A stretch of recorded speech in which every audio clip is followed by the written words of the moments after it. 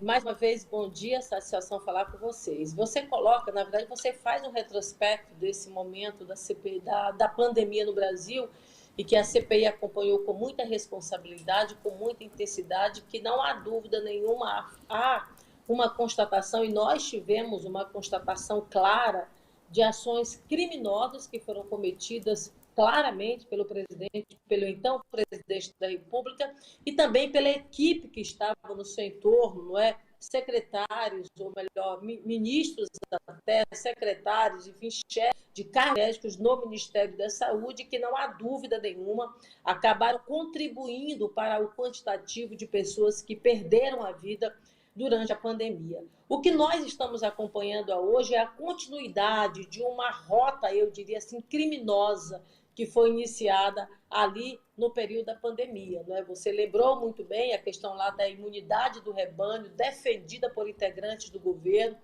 Ao mesmo tempo, referente a isso, havia uma verdadeira escalada de pregação contrária à vacinação. Nós tivemos várias pessoas no Brasil que não se vacinaram com medo, na verdade, de sofrer algum tipo de reação, e algumas dessas pessoas acabaram, infelizmente, vindo a óbito.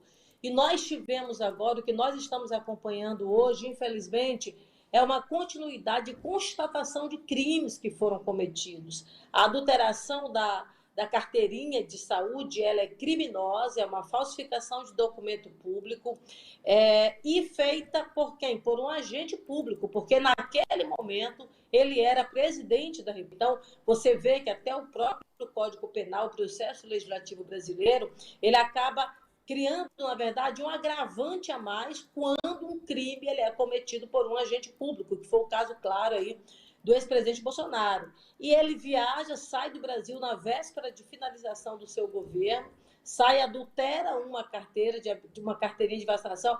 Aí ontem, inclusive, o Flávio Bolsonaro colocou, meu pai não adulterou. Ele pode até não ter ele feito a rasura no documento, mas ele usou o documento. Então, automaticamente, quando ele usa um documento falsificado, ele automaticamente está participando, na verdade, desse processo criminoso. E aí você coloca, parece projeto de fuga, não é? E eu diria ainda mais, parece uma organização de vários crimes. Lembra lá atrás, quando ele pediu para o sigilo, carteirinha de vacinação, o sigilo de 100 anos, quer dizer, foi um verdadeiro absurdo. Eu mesma fiquei me questionando, por que tanto sigilo numa carteirinha de vacinação? Não era uma informação, por exemplo, que colocava em risco a segurança nacional, que é um dos pré-requisitos que você acaba buscando para fazer uma proteção sigilosa de um documento. Ele pede 100 anos na carteirinha, claramente, ele sabia que a carteira estava adulterada e queria passar incólume, de fato, deste crime. Não é? Então, o que nós estamos acompanhando hoje, infelizmente, eu diria para vocês, não me é algo tão estranho, porque o que nós acompanhamos foram ações surreais, eu diria assim, quando ele, aí você lembra muito bem, quando ele falava, por exemplo, de virar jacaré, quando ele falava, por exemplo, e colocava clara a possibilidade, por exemplo, de estar mais suscetível à AIDS ou coisa parecida, era uma tentativa, na verdade, de evitar a população de ser protegida, e aquilo que a gente sempre diz, não é? Uma ação genocida não é exagero falar, infelizmente, por parte do ex-presidente da República. E o que a gente tem agora diante de nós é um fato concreto,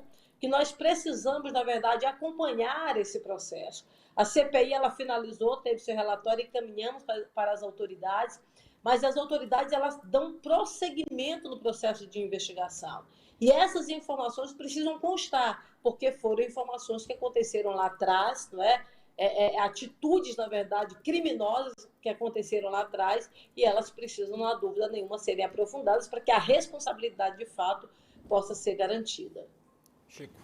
Senadora, tem o comportamento do Bolsonaro agora, dizendo que não tem nada a ver com isso, que ele mesmo não tomou a vacina, que se aconteceu alguma coisa não foi ele, me lembrou muito uma frase famosa da época da CPI, uma frase famosa do Pazuello, general Pazuello, então ministro da Saúde, que falou que manda quem pode e obedece quem tem juízo. Isso em relação ao trato dele com o Bolsonaro. A senhora vê a possibilidade de tudo isso ter acontecido sem o Bolsonaro saber de nada? Fizeram até o cartão de vacina da filha, de todo mundo, uma farra de adulteração no Sistema Único de Saúde. Você acha que há essa possibilidade desse homem que agora vai às lágrimas e está completamente à toa, não saber de nada dessa fraude gigantesca? Olha, é impossível, na verdade, ele não saber, porque ele usou o cartão. Ele fez uso, na verdade, desse cartão e utilizou esse cartão para filho, ou seja, a responsabilidade legal dele em torno de uma criança precisa, na verdade, ser colocada. Outra coisa, ele chora, né? Eu vi ontem, inclusive, os filhos também, numa verdadeira lamúria, enfim, se colocando como vítimas, né? Como perseguição. Eles, aliás, que sempre condenaram o vitimismo, né? Então, isso eles sempre falaram durante todos os 4 anos, agora se dizem vítima, na verdade, de uma situação. É crime. Falsificar documento público é crime. Não, a gente não pode minimizar o crime. Como é crime, por exemplo, receber uma joia e não pagar o imposto devido. Como é crime receber um presente que deve estar incluído no acervo público e ficar para si. Quer dizer, são crimes diferentes, são crimes de menor potencial ofensivo, de maior potencial ofensivo, mas todos são crimes. E, aliás, os crimes todos que nós estamos aqui citando no Código de Processo Penal são passíveis de prisão. Não é uma multa, não é uma coisa pequena, é prisão. Então, veja, na verdade, a gravidade. Então, não tem como, na verdade, está muito claro isso, que ele tinha total conhecimento, utilizou o documento fraudado, e não pode, na verdade, passar de forma incólume, né? Ele, na verdade, precisa ser responsabilizado por isso. E eu acho que nós, enquanto órgãos de fiscalização e controle, o Senado Federal, a Câmara dos Deputados, né, para além da CGU, que iniciou o processo de investigação, nós precisamos acompanhar e cobrar, de fato, as devidas aplicações da lei, não é? E, portanto, a responsabilidade dele e também outra coisa, quer dizer, não parece que foi apenas eles, né, mas parece que ele fez parte de uma ação que não foi uma carteirinha apenas para ele, foi uma carteirinha para várias outras pessoas. Então, ele participa de um processo criminoso que envolve, de fato, aí várias pessoas. Muito bem. Eu vou chamar a Cristina Serra, senadora, para se juntar a nós, para que ela faça perguntas para a senhora também. A gente vai convidá-la. Ah, a Cris já está com a gente, então. Cris, bom dia para você, querida. Que bom que você está com a gente agora. Então, eu passo a palavra para você agora. E, na sequência, o William também tem perguntas para a senadora. Vamos lá, bom dia. Bom dia, Vivian, Chico, William, senadora Elisiane Gama. Prazer tê-la aqui conosco. Senadora, diante desse quadro todo que a gente está vendo aí, que a senhora está descrevendo, né, de crimes praticados pelo ex-presidente, eu queria a sua avaliação agora de como fica no Congresso a CPI para investigar os atos golpistas, se esses fatos novos que envolvem Bolsonaro e muita gente próxima ao seu núcleo, né, embora esses fatos se refiram ao cartão de vacinação, a possível fraude e falsificação deste documento público, isso poderia ser incorporado, né, no escopo da investigação dos atos golpistas, considerando, por exemplo, né, que Mauro Cid, envolvido, né, até o talo, como se diz, nessa questão da falsificação, né, já há informações dele também comentando, enfim, dizendo aqui e ali, que testemunhou tentativas ou conversas levando a uma possibilidade de articulação de um golpe. Queria saber a sua avaliação sobre isso, se essa CPI pode, então, crescer em função destes acontecimentos. Certo. Já posso falar ou o William vai perguntar? Não, pode falar, senadora. Tá, Cristina, na verdade, qual é o ponto central? O regimento do Congresso Nacional, o regimento comum, assim como do Senado da Câmara, eles são claros. Uma CPI ela tem que ter objeto, ela tem que ter foco. Qual é o foco da CPMI que será instalada nos próximos dias? É exatamente a investigação dos atos golpistas, ou seja, o que culminou com a invasão da sede dos 3 poderes da República. Em torno disso, tudo, na verdade, que tiver relação com esse fato deverá ser investigado. Veja, nós temos, na verdade, digamos assim, uma caminhada, uma escalada, na verdade, que resultou no 8 de janeiro. O 8 de janeiro não foi criado no 8 de janeiro, não foi criado no 7 de janeiro. O 8 de janeiro foi pensado com o serviço de inteligência próprio deles, foi orquestrado, foi planejado e foi financiado num planejamento que levou, na verdade, semanas ou meses, é o que vai dizer quanto tempo foi, é exatamente o processo de investigação. E a questão da carteirinha de vacinação, ela fazia parte, claramente, a gente pode, na verdade, constatar isso, de um plano de fuga. Ora, se ela faz parte de um plano de fuga, e esse plano de fuga foi um dos elementos para dar, digamos assim, fluidez à invasão dos três poderes, ela precisa ser investigada também. Veja que o Anderson Torres saiu do Brasil, veja o que foi encontrado dentro da casa do Anderson Torres, quer dizer, uma tentativa clara de aplicação de golpe. Então, não é fugir do escopo da CPI, não é sair do foco da CPI, não é, na verdade, dizer que é mudança de objeto. Uma informação dessa natureza e os elementos que nós temos, que alguém possa dizer assim, é uma carteirinha de saúde, é uma questão que trata de vacinação, é uma questão que trata de vacinação para alguém que quis sair do Brasil, ou que saiu do Brasil, para alguém que claramente pode estar dentro de um plano de fuga, para o quê? Consolidar a sua isenção e a sua não participação numa invasão aos três poderes no 8 de janeiro. Então, eu diria para você que, de forma muito clara e de forma muito concatenada, este fato é um fato que deverá.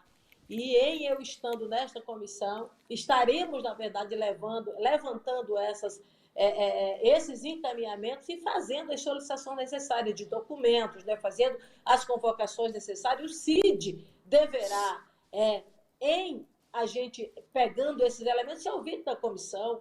Quais as informações que nós teremos, né? Então, assim, não há dúvida, eu tenho muita certeza pelos indícios que nós temos aí, que eu acho que esse tema estará também sendo tratado na CPMI. Oi, senadora, um bom dia. Vou aproveitar que a senhora trouxe esse tema da CPMI para perguntar sobre a composição dessa comissão. A senhora falou agora que pode ser uma das participantes e eu queria saber como é que está essa negociação, já que a participação dessa bancada feminina foi muito importante na CPMI da Covid, né? A senhora, a Soraya Tronic, a Simone Tebet, a Leila, outras senadoras foram muito importantes nesse debate. Como é que está esse debate para a composição dessa CPMI, se a senhora vai participar e a sua expectativa, né? Já que o bolsonarismo tem feito um carnaval durante as comissões e durante as reuniões até agora, tanto no Senado quanto na Câmara, né? Para fazer vídeo para o TikTok, para lacrar para as redes sociais. Queria que a senhora falasse um pouquinho sobre isso com a gente. Olha, primeiro, William, é bom demais falar com você. Você foi uma pessoa e é uma pessoa muito importante nessa construção nacional. E a CPI, ela teve um impacto muito grande no período de pandemia. Esta CPMI, não há dúvida nenhuma que também haverá, não é, os integrantes que estão sendo, pelo menos, digamos assim, supostamente apresentados hoje como possíveis integrantes da comissão, até porque a gente ainda não fez nenhuma indicação, poderá haver sim, poderá haver memes, não é? Enfim, isso vai ocorrer. Você percebe pelo perfil dos que possivelmente serão indicados pela CPI do campo da oposição. Mas ela deverá seguir um rito de seriedade. E eu acho que nós temos uma responsabilidade muito grande nesse sentido, né? De colocar o carro nos trilhos, de puxar, não é, para o rito principal e para o objeto principal, que é o 8 de janeiro. Eles vão tentar desviar a atenção, tergiversar, criar situações que levem, na verdade, a uma tentativa de descredibilizar as informações que nós apresentaremos. Eu acho que nós precisamos ter não apenas essa convicção, mas nós precisamos nos preparar com antídotos, né? Com elementos, na verdade, que possam impedir que esse tipo de vulgarização de um instrumento muito importante, que é uma comissão parlamentar de inquérito, possa, na verdade, ser submetido. Então, eu acho que poderá ocorrer, mas eu acho que nós precisamos estar muito atentos a isso, buscar os instrumentos que são próprios de uma comissão parlamentar de inquérito, porque ela tem, na verdade, uma força, não é, de autoridade judicial. Então, vamos requisitar, se tiver que requisitar, convocar, não é? quebrar sigilo, se for o caso, solicitar escuta, se for necessário, à justiça, porque é um elemento que nós precisamos buscar, se tiver que fazer bondade de busca e apreensão, enfim, todos os instrumentos que são próprios de uma comissão parlamentar de inquéritos, se forem necessários, nós buscaremos, e é exatamente nesse objetivo. Quanto à participação feminina, eu acredito que a CPI atrás, ela deu um resultado pedagógico, no sentido de mostrar que as mulheres elas não ficarão caladas, de que as mulheres elas não ficarão inertes, de que as mulheres elas atuarão. Na pandemia, nós tivemos apenas direito à voz, a gente não tinha direito a voto, então a gente estava lá conversando, investigando, estudando, não é? Mas a gente não tinha direito, de fato, a voto. Quando a gente queria um requerimento, a gente pedia para um colega, na verdade, fazer a assinatura. Me lembra muito, mulheres, o que fomos nós, né? Lá atrás, quando a gente teria que votar, tinha que ter autorização do marido, né? Então, para poder trabalhar, tinha que ter autorização do marido. Na CPI era mais ou menos isso. Para você apresentar um requerimento, tinha que ter autorização de um homem, a assinatura de um homem. Mas eu acho que foi um momento que o Brasil aprendeu, o Congresso Nacional aprendeu, e nessa CPMI eu acredito que haverá, sim, participação de mulheres com direito a voto, com direito à voz, e dará brilhantemente a participação nos dias de trabalho da comissão.